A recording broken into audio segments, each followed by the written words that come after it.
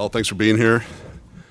We're super excited to have Emeka here with his Henry, his dad, his mom Rhonda, and Eric. It's just it's always a good day when you pick your first round pick, and the next day you're introducing him, and you feel, you and Todd and myself, our staffs, just feel so rock solid about the person and the player. And there were a lot of teams that wanted him, so I'm glad we didn't try to get cute and move back and get other picks, because we wouldn't have ended up here today with you. So it's also awesome as a GM to have a head coach that's a defensive-minded person that is running up the hill with his name saying we got to draft this guy. So made it a lot easier. So without further ado, I'll introduce Emeka and let you talk to the media here. Cool. Yeah, excited to be here, excited to meet all you guys, and I'm honestly ready to get started. Todd, as a defensive-minded head coach, when you watch film on Emeka, what jumps out at you? Total package. He's a playmaker. He can play all three positions. He plays in the slot. He plays the Z. He plays the X. He can run with the ball. He can throw the ball. He can catch the ball. He's a very good route runner. He's a winner. He makes contested catches. He's a very precise route runner as well. A lot of speed at the same time. He blocks at the same time. He checks all the boxes as a player and as a person, and that made it an easy choice. Emeka, what have these last 24 hours been like for you? Which I like the fit, by the way. The retro look, Yeah. that'll go over really well with No, me. they got me right at the airport. But no, it's been a little bit of a whirlwind. Got the call. I was on Pacific Standard Time, so I got the call around 7:15 p.m. Was able to celebrate with my friends and family and all 9 million people who were celebrating with me at my draft party. And the night didn't really stop. We were all really excited, and then got up early this morning to catch a flight, and now I'm here. Emeka, you're such a well-rounded wide receiver, but what is your strength as you see it in your game right now? And then what's that one thing that you want to work on to get better at the next level?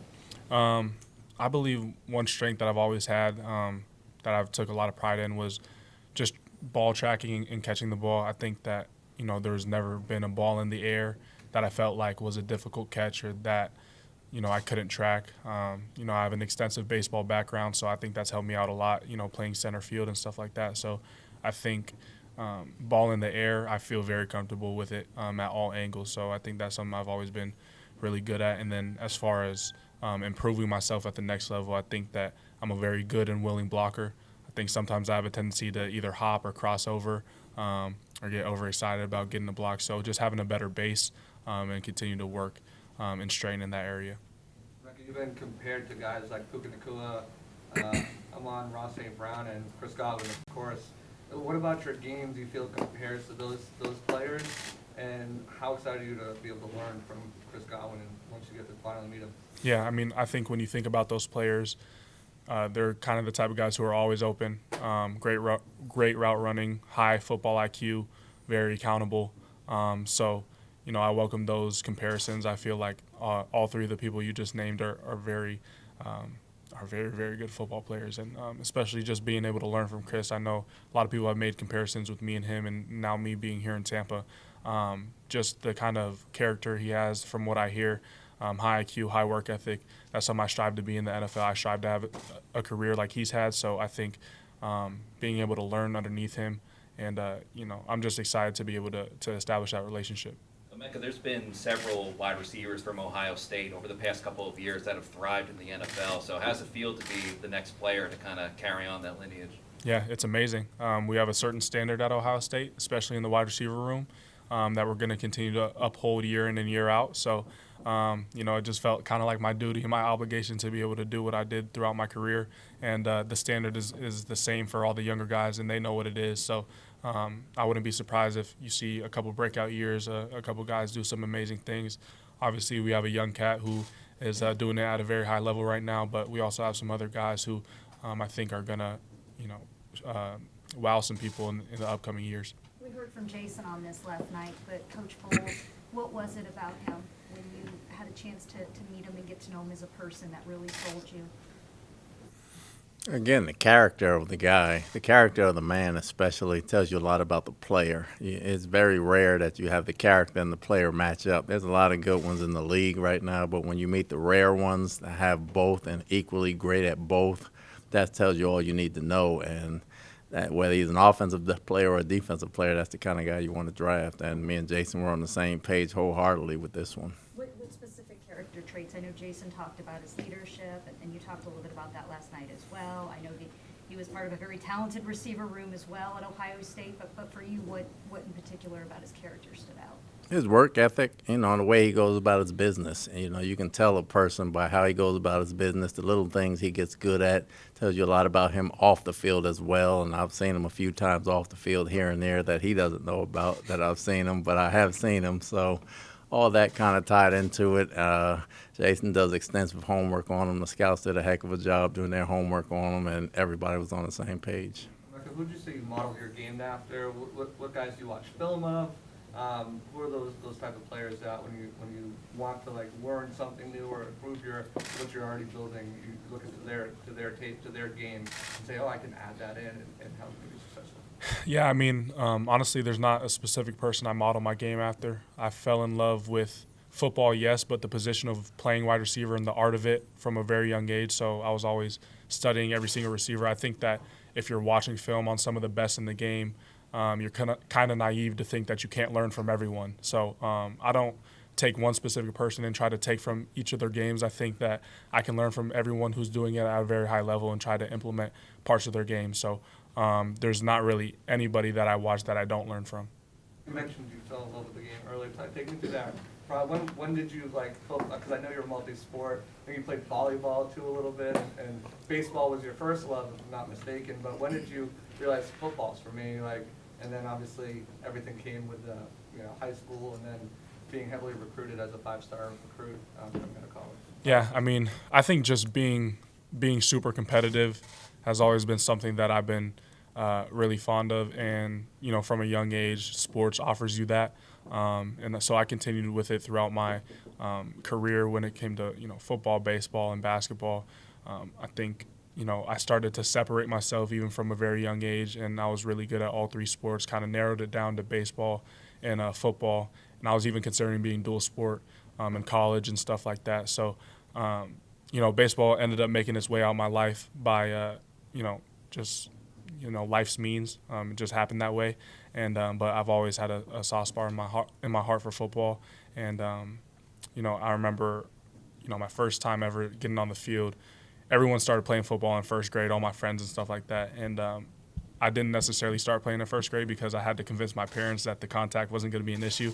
But I think I was nagging them so hard that by second grade I was on the field with everybody. So I remember my first game I scored like a 90-yard touchdown, and that was I was just sitting in the end zone, and all my friends were running up to me, and that feeling was like no other. So I've kind of just been chasing that my entire life. I love watching your dad nod in agreement right now. He's done that a few times. What's it mean for you to have your family here today and being able to represent your family at the ultimate level? Yeah, I mean, this accomplishment is as much theirs as it is mine. They've done a phenomenal job raising me, setting the standard for what it is to be a person of high character and high integrity, driving me to practices when I was growing up. I played all three sports, so it wasn't like it was just one season. I was constantly on the go, and off-season programs, stuff like that. It was rare when I didn't have at least 2 practices a day. So they've sacrificed so much for me to be able to get to this point. And especially as the years go on, my mom's telling me about the prices of all these travel stuff for my younger siblings.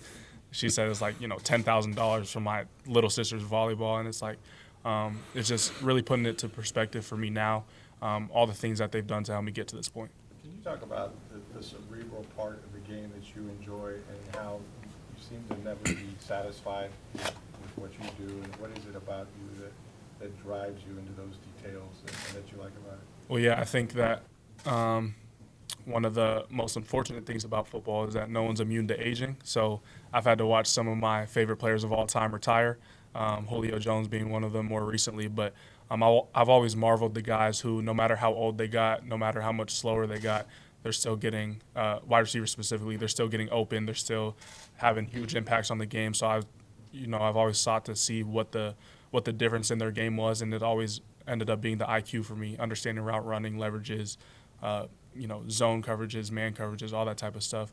That was really the separating factor. So I like to pride myself on being the smartest player on the field because I know it's going to carry me a long way. Todd, where do you see him as a slot, or can he go outside, and where do you see him in this offense?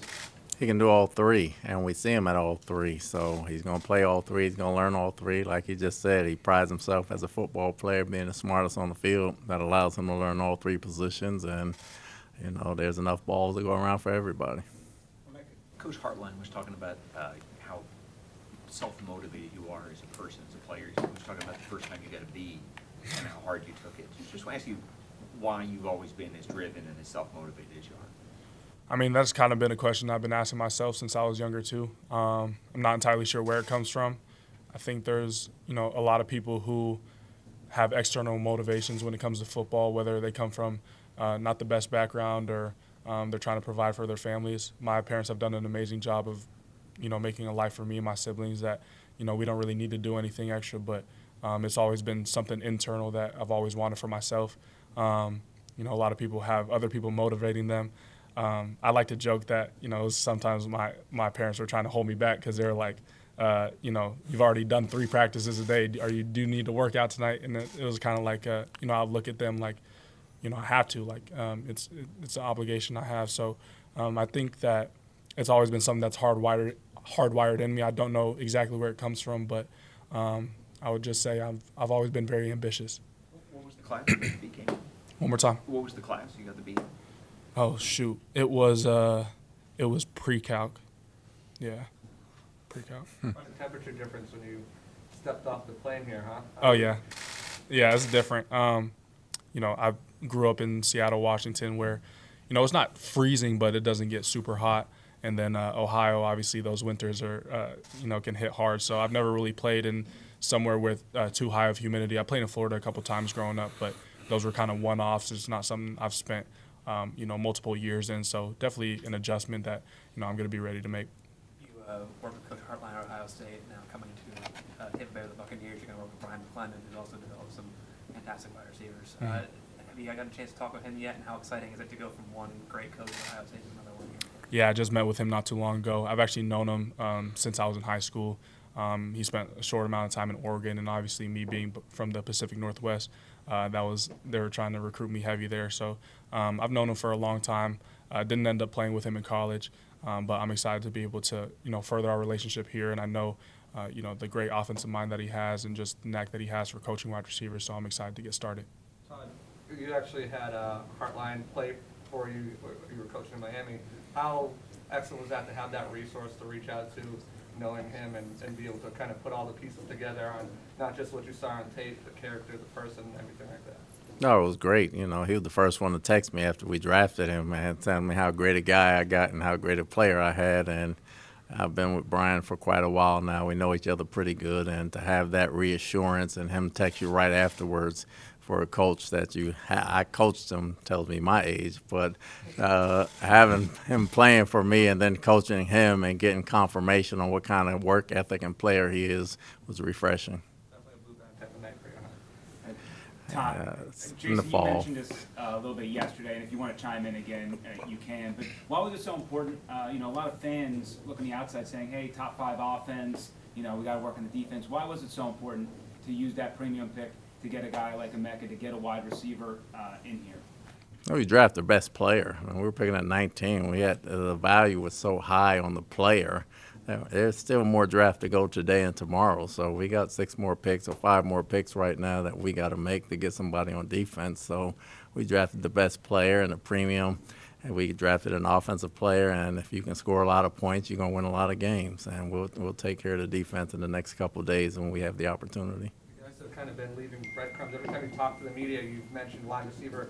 You think fans wouldn't be so surprised by the pick? Well, at the owners' meeting, I said I wouldn't pass up a good offensive player, and we had a good offensive player, and we didn't pass him up. Jason, you've talked a lot about just the integrity of your locker room and getting the right type of guys, and he enters a receiver room that is known for its selflessness, and it's kind of maybe a rarity at that position. a skill position like that, where guys are making bukus of money, and, you know, they certainly can have that bravado if they want to, but just how do you see him fitting in with that group? Because again, there's no gatekeeping in that group, and everybody's wanting to help everybody else, and guys are happy for each other's success. Well, I think you're kind of answering the question. I think he fits right in. It's going to be seamless. I see from day one that they're going to be, you know, it's going to be like they worked together for a long time. It's, you know, he had a unique group at Ohio State, which is the same thing, and they really didn't matter how many of them there were. They're all going to compete. They're all going to cheer each other on. They're all hoping for the best for each of them. So I see it being the same here. So, you know, just a fit in the locker room in general with our team.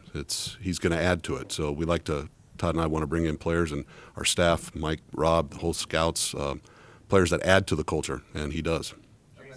Jason, how hard is it? You've gone through negotiations with Chris and Mike in the past 2 years. Just as someone who's a GM and has a lot of conversations around the league, how hard is it to acquire a skill position player, someone like Emeka, on the open market if he gets there, and why that is so valuable to snag it when you have it right in front of you? Yeah, well, players like Chris and Mike, and I mean J-Mac and Emeka, they're unicorns. We're lucky to have them all right now.